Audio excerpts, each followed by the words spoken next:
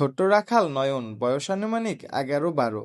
সে তার গ্রামের এক গৃহস্থের সাথে গরুর পালের দেখাশোনা করে। এই গরুগুলো চড়াতে তার সবচেয়ে বেশি ভালো লাগে।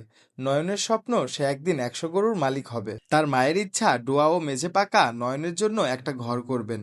নয়নের পরিবারের একমাত্র সন্তান সে। তার বাবা একজন দিনমজুরি, মিলে কাজ করেন তিনি। বাবা ও সন্তানের বেতনে টুকটাক ভালোই চলে তাদের সংসার। তবে নয়নের কিন্তু 2টা গরু আছে, যেটা তার মা বাসায় দেখাশোনা করে। নয়ন বিশ্বাস করে সে একদিন অনেক বড় মানুষ হবে।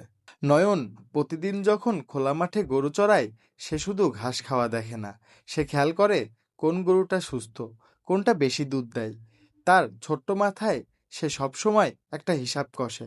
একদিন এক অভিজ্ঞ পশু চিকিৎসক গ্রামে এলে নয়ন তাকে ঘিরে হাজারো প্রশ্ন করে।